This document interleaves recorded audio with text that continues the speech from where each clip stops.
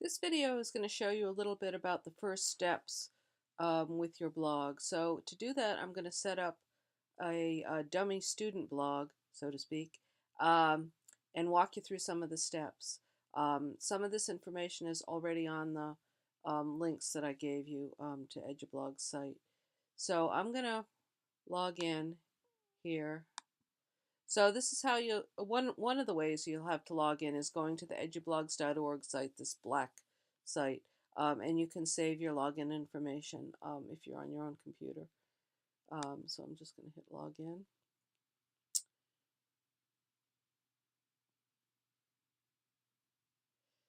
And I could get into the dashboard of the course blog here, but what I'm going to do is get a new blog so that I can set it up as a student blog. So I'll say BCC student test. And then I'm just going to call this college writing. Maybe later I could come up with something more original. And I'll make this a student blog. And then I do this CAPTCHA thing. Shuns gap. Agree to the terms of service. And click start blogging. And hopefully, if we cross our fingers hard enough. Okay, so we got the new blog set up. I'm going to skip all this stuff here and go to the new blog. And this should bring me into the dashboard here. Okay, so I had asked you to do the join a class thing. Again, it's a little bit big brother-ish for me to be able to get into your dashboard, I think, but it does prove helpful and it will give you an advantage that I'll hopefully be able to show you in a minute. So I'm going to click join a class and hopefully I'm going to put in BCC, and I already tried it once. They say, I say pops up. So just that, not the whole URL, and search, and hopefully we find the blog here, and you're going to click send a request to join. And what that does is send a request to my blog. So I'm just going to pop into the course blog here and approve my own request. So don't pay any attention to this for a minute. My class student blog. So here's my request. And I'm going to approve myself.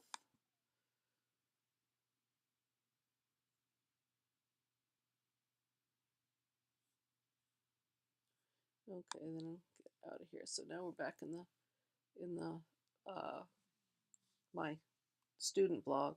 So I'm going to just refresh this screen. And let's see a minute. I might have to click in and out of the blog to do this. You're a member of the, okay, so I got to prove you're a member of the college writing class blog.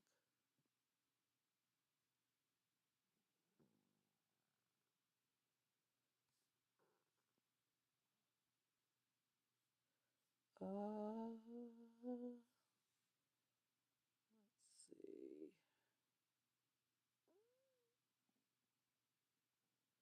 I think I would probably I would have to sign in and out for this to show up. But what you're going to be able to see shortly, and I'm not going to take the time to show you this, but you should see something that says, I believe, View Class Blog will start showing up on your dashboard. What that'll let you do is toggle back and forth between the course blog and your blog. You also will have, under My Sites, you'll have the course blog show up. So what you'll have once you join the class, you'll have my sites. You'll have two things here. One will be your blog, and one will be the course blog. I have a ton of blogs, so you can see all these. But so what you would want to do, make sure if you're in a dashboard that you're in the dashboard of your blog. If you by mistake get in the dashboard of the course blog, you'll be able to tell that because you have a very short little list here. Because you don't have, I'm not letting students post on the class blog except in comments, so that you won't have a lot of options. You can't get in and change the appearance of the blog. Okay, so um, if you want to mess around with the appearance, that would be down here, themes. And again, I had given you a link to some information about this. There are a lot of different options for the look of your blog. You can do a live preview and test out a look. And then once you decide on something, you can activate it. There's a default kind of boring EduBlogs default that shows up. If you don't want to mess around with any of this, personalizing the blogs, you're welcome just to use the default blog.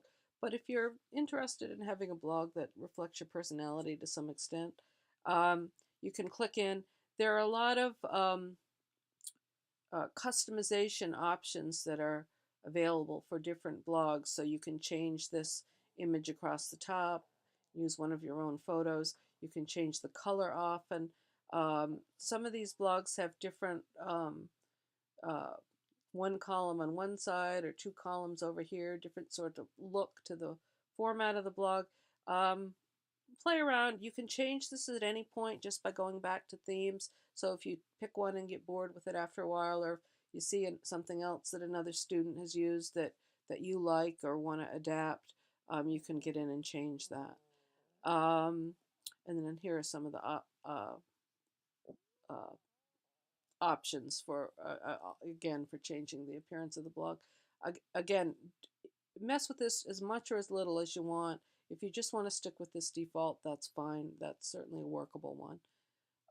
Okay, so I wanted to show you how to do posts. So we'll just keep the default one the way it is. If you can send email, doing a post on a blog is about that complicated or simple. There are two places you can go to do a post. Either you can do this plus new post, or if you go over here, you can do add new post. I kind of like this one, so I'm going to do plus new post. So that opens up a posting window. You have a space for a title, so I'll just use for the first assignment, writer's autobiography. And again, if you want to come up with something more creative, certainly by all means, go ahead and do that. And here is some info about how much I love to write. Okay. You just type this in here. You can see across here you have some buttons that look very much like Microsoft Word buttons. You can make text bold or italic. You can do bullet points or lists. This is for an excerpt if you were copying and pasting something from another blog or using some other kind of a quote. This would set it aside, set it off. You can do links. Here's a link to my blog. So we could do that. We could make this a link. So I could say, here's a link to my blog, and let's put BCC this, they say, I say .edublogs.org.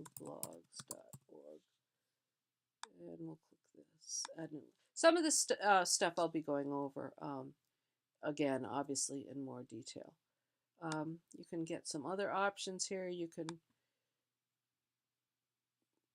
make things a certain color. I'll make this hot pink and bold. So it's okay. As you're going along, you can use this to type. Now, once you're doing essays, I would suggest rather than do it right on the blog here, it usually makes more sense to do your essays in Microsoft Word or whatever other text editor, your text word processor you want to use, and to save it there and then wait to copy it into the blog when you get it done. If you lose internet connection, sometimes drafts can be lost if you're um, actually writing on the blog. If I'm doing something short, I know pretty much what I want to say, though sometimes I'll just do it in here. As you're typing along, you have this option to save draft. It does some auto saving, but I never quite trust that. So I'll just save this here. This would be when you have something, enough, just as you would in Word, save it periodically, that you want to make sure that nothing is lost. You can save that as you go along. If you work one session and you're not finished with something and you're not ready for it to show up on the blog yet, you're not ready for it to go public, um, you can go ahead and save this draft. What happens then is you can get back to it. So suppose I got out of this. Let me just do a new post just to close this one out. Okay, I can still get back to that post by going here to this posts again, to all posts. If you have a post that you've saved as a draft, but you haven't yet published, it's not going to show up on the outside of your blog. Now you can see the outside of the blog by clicking Visit Site. That brings me outside, and I just have this dummy post. All the blogs are set up with dummy posts that show you what a post is going to look like. Okay, so now I want to get back into the blog itself, so I'm going to go up here to Dashboard. That brings me into the control panel again. Okay, now I have that post that I'd done as a draft. This happens a lot at the beginning. Students save something, but they can't see it on the blog and they're afraid they've lost it. But as long as you've saved the draft, you should be able to recover it by going to Posts, All Posts, and as we were here before, you can see the draft here. You can see its status. To get back into it, you can just click on Edit. And so now, if we want to publish it, we click Publish, and that will make it appear on the blog. So now if we go to Visit Site, we can see this, and my link here works, brings me to the course blog. Because I'm signed in here, I can get back to the post itself by clicking on this Edit button, or I could go back to the dashboard the long way around. It'd be go back to the dashboard, and I can go back to all posts. Now that draft has disappeared since it's a published post. You can see the status over here, but we still can get back into it if we wanted to add some information. So once you've published it, it doesn't mean it's locked, carved in stone. It's still editable. So if it's never a problem to publish something if it's incomplete, because you can always get back at it. If you notice a typo, and I'm always noticing typos once I get things posted, you can get back in and change that if you worry about that sort of thing. Because the blog has been published once, notice that this blue button changes from publish to update. So if I added some information here, you want to remember to click that blue button so that the information is added or changed. Okay, there are some other things that'll come up as we go along, as we start, but that should give you the basics of what you need to do a post. One thing I will show you, I think, let me go into the course blog for this. The other thing, in addition to doing posts on your own blog, the other thing you'll be doing is putting comments on other people's blogs, and I'll just do one on the course blog just to show you. And let me sign out just to show you something for make a point here. It is possible for you to do a comment on a blog if you're not signed into your own blog, but let me show you what it looks like. So comments, it depends on the template that you've chosen, how exactly the comment feature shows up on the blog. Sometimes there's something up near the top. Sometimes they have like a dialogue little bubble up here that you have to click on to leave a comment. For most of the templates, the commenting feature here is down at the bottom, so you leave a comment here. And it's going to ask you to fill out all this stuff. You need a name and an email address. The email address doesn't show up. And then you would type the comment. It gives you a little captcha again to make sure you're not some robo commenter.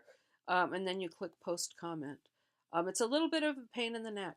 The easier way to do it is to sign in before you want to post a comment.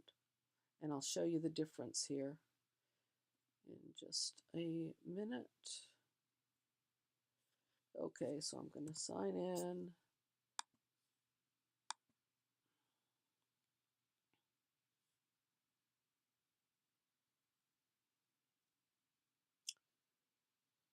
And it takes a second here. Okay, so let me go outside the blog, get the right one, go back down to the comment place here. So notice I'm signed in here. I can tell that I'm signed in, or you can see that you're signed in because it'll have your name up here. You can put a little icon. I use this in all my social media. This Holly picture from a couple years ago that I took. Leave a comment. Once you're signed in, you can see it knows who you are. It knows you're not a robot. So it doesn't make you do all that nonsense about name and email address and CAPTCHA. It'll just know who you are, and you just type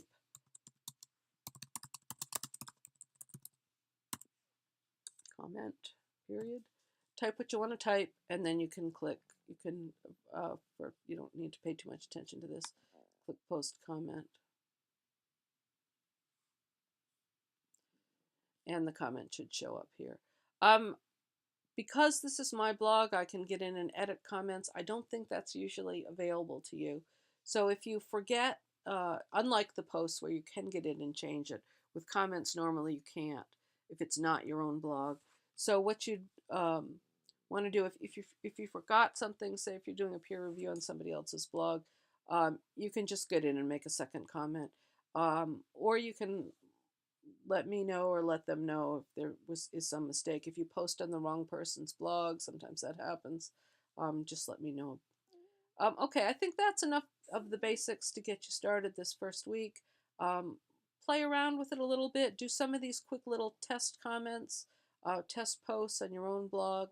Or if you want to, once people get their writer's autobiography up, if you want to jump on and make some comment on somebody else's, feel free to do that. Again, if you have any problems, feel free to send me an email. I'm online quite a bit during the day, so I'll try to respond as soon as I can. Don't let yourself get frustrated with this. Again, if you're feeling insecure or anxious about this, I'd be glad to meet with people in person. Okay, good luck.